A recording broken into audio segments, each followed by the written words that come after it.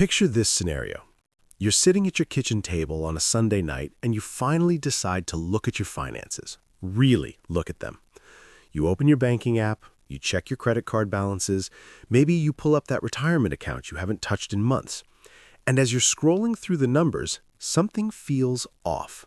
Not wrong exactly, but off. Like you're working harder than ever, making more money than you did 5 years ago, but somehow you don't feel any wealthier. You feel like you're running on a treadmill that keeps speeding up. Here's what nobody tells you. That feeling isn't your fault. It's not because you're bad with money or because you're not working hard enough. It's because the entire monetary system, the actual mechanics of how money works in this country, was designed in a way that most people will never fully understand. And that's intentional. The rules of money itself are rigged, not in some conspiracy theory way, but in a structural, measurable, documented way that benefits one group of people at the expense of everyone else. And what you're about to learn isn't some secret strategy or hidden loophole. It's something way more fundamental. It's how the system actually operates behind the curtain. And once you see it, you can't unsee it. So let me ask you something fundamental. What actually is money?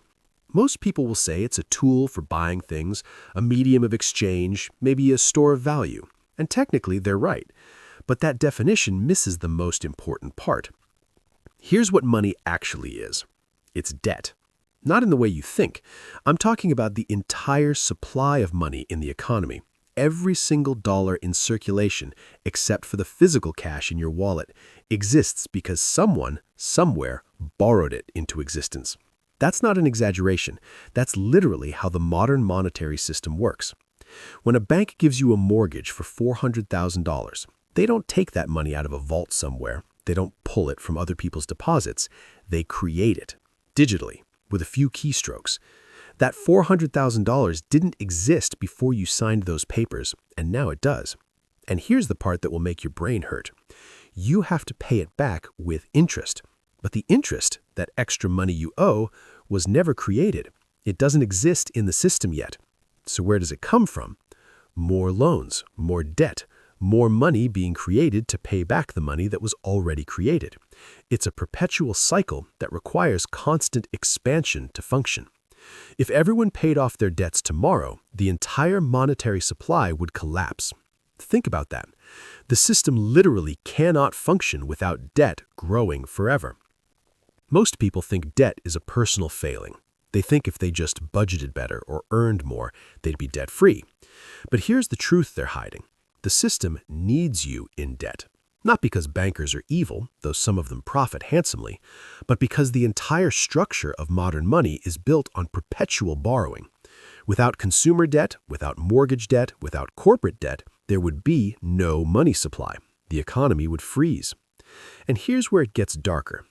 The Federal Reserve, the central bank that controls the money supply, has one primary tool to manage the economy: interest rates. When they want to slow down the economy, they raise rates, making borrowing more expensive. When they want to stimulate it, they lower rates, making borrowing cheaper.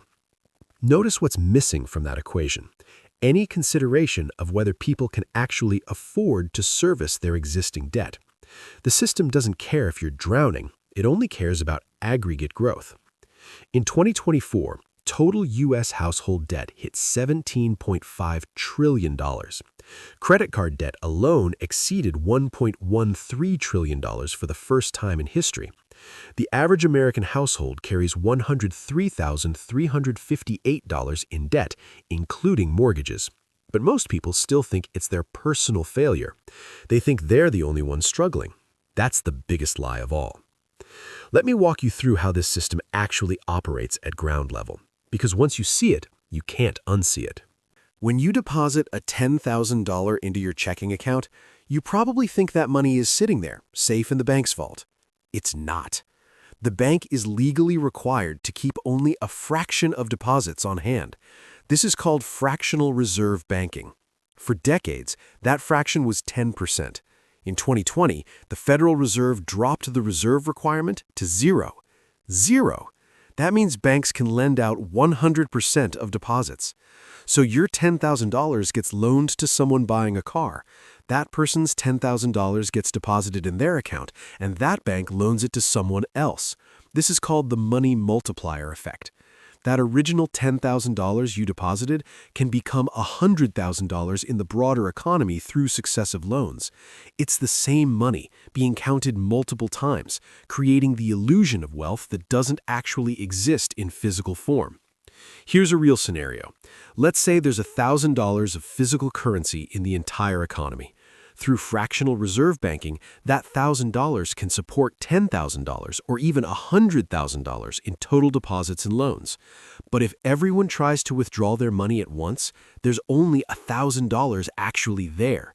That's called a bank run, and it's why the FDIC exists, to ensure deposits and prevent panic.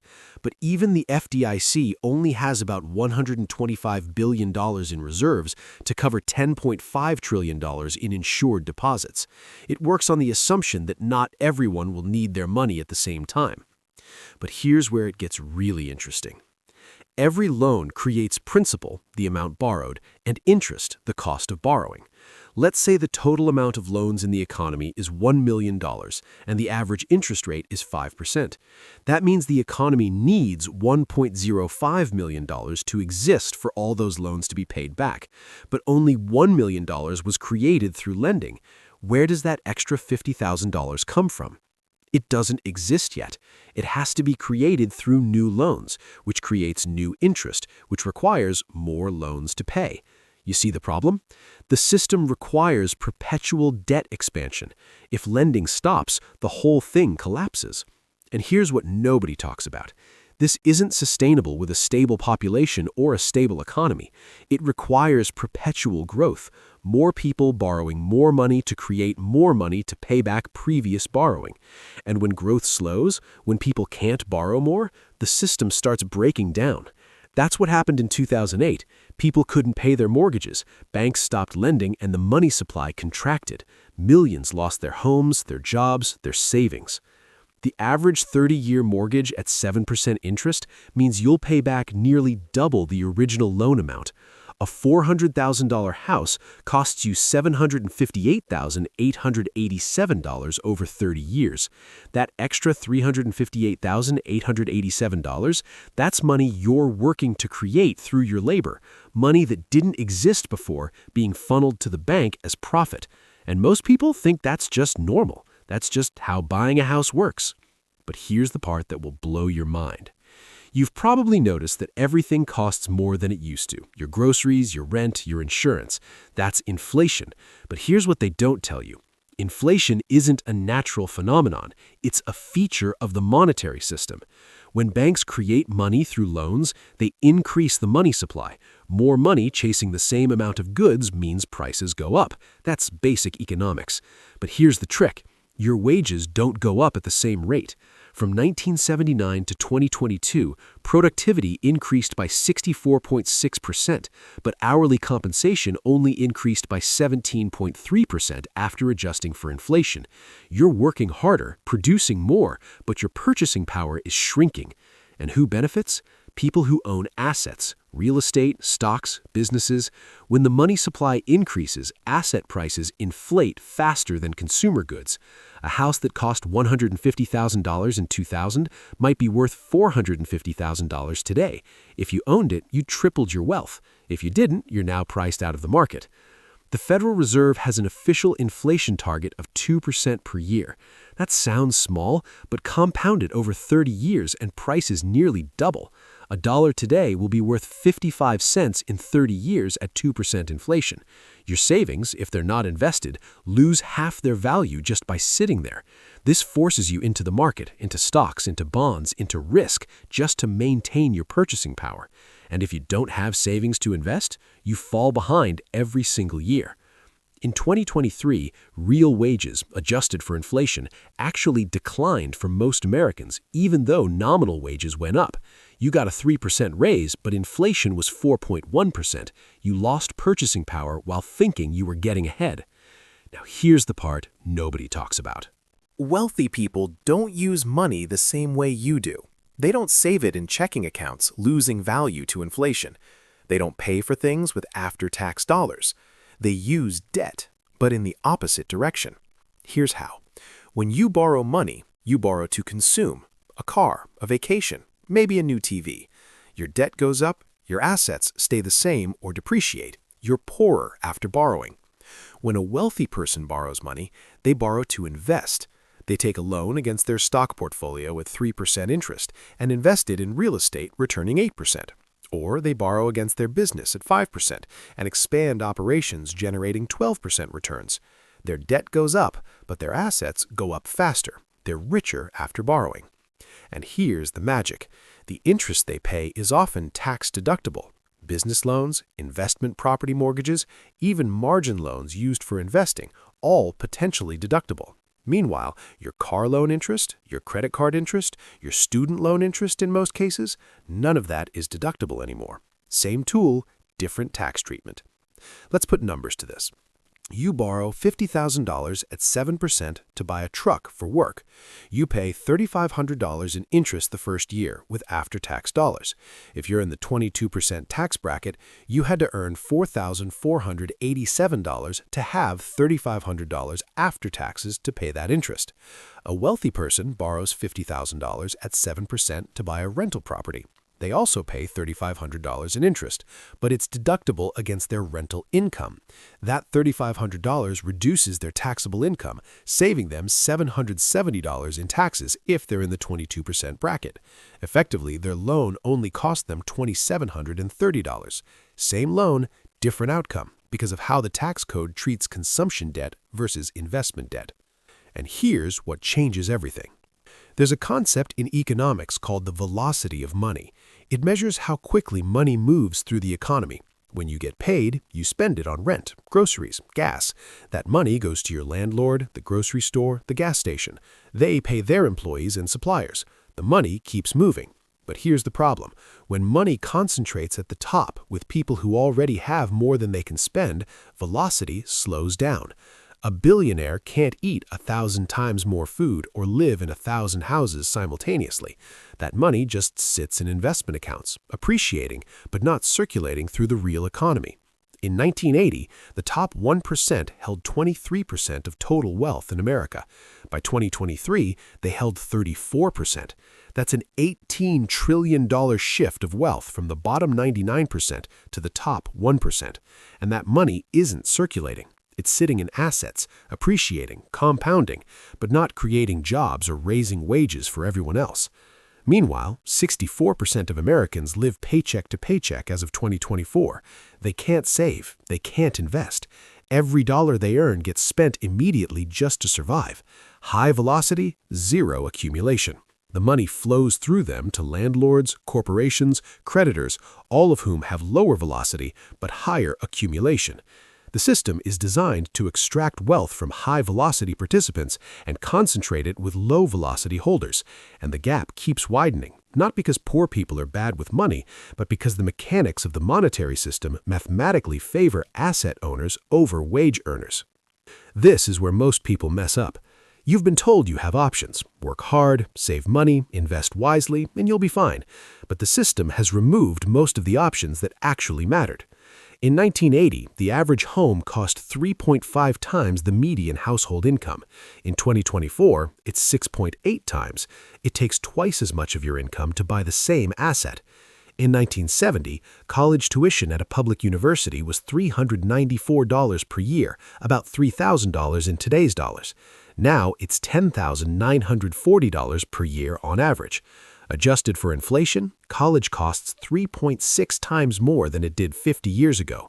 Your grandparents could buy a house and pay for college on a single income with a high school education.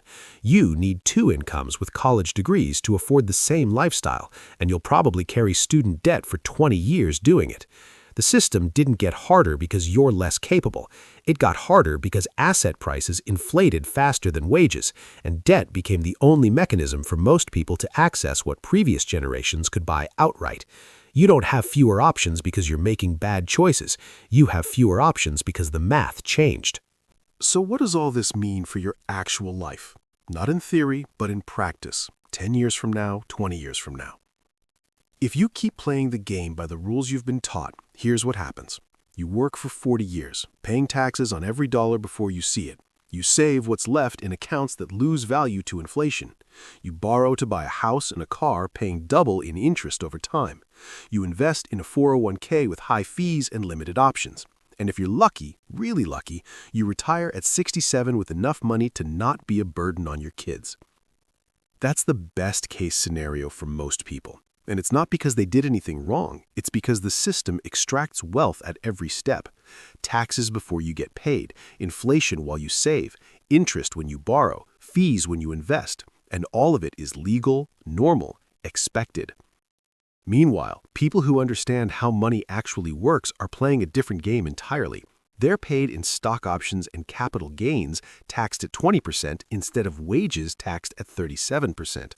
They borrow against their assets at 3% and invest at 8%, pocketing the difference tax-free.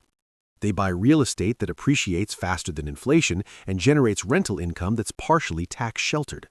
They use business structures to deduct expenses you can't deduct as an individual. In 10 years, the person playing by the rules might have $150,000 in retirement savings and a house with $200,000 in equity. The person who understands the system might have $2 million in appreciating assets, generating $80,000 in passive income annually. Same time frame, same economy, completely different outcomes. And the gap widens every year because of compounding. Not just compound interest, compound advantage. The more wealth you have, the more options you have to generate more wealth. The less you have, the fewer options you have, and the more the system extracts from you just to stay in place. Most people spend their entire lives working to create money that flows upward to people who already have more than they'll ever spend, and they think it's their fault they can't get ahead. They think if they just worked harder, saved more, budgeted better, they'd be fine, but the math doesn't work. It never did. The system wasn't designed for you to win, it was designed for you to participate. So here's the question you have to answer for yourself. Now that you know how the system actually works, what are you going to do about it? You can't opt out entirely. You still need a place to live, a way to get around, food to eat. You're still going to interact with money, with debt, with inflation, whether you like it or not. But you can choose to stop blaming yourself for struggling within a system that was designed to make you struggle. And once you stop blaming yourself, you can start making different choices. Not perfect choices, the system doesn't allow for that, but better choices. You can decide that maybe you don't need to signal wealth you don't have. You can decide that maybe debt for consumption isn't worth 30 years of payments. You can decide that maybe understanding how assets work is more important than just working harder at your job. You probably won't become a billionaire. The math doesn't support that for most people, and that's okay. But you can build a life where you understand the rules of the game you're playing, and that knowledge, that clarity, is worth more than most people realize. The system is what it is. It's not changing anytime soon, but your relationship to it can change today, and that might be the only real option you actually have. Thanks for watching.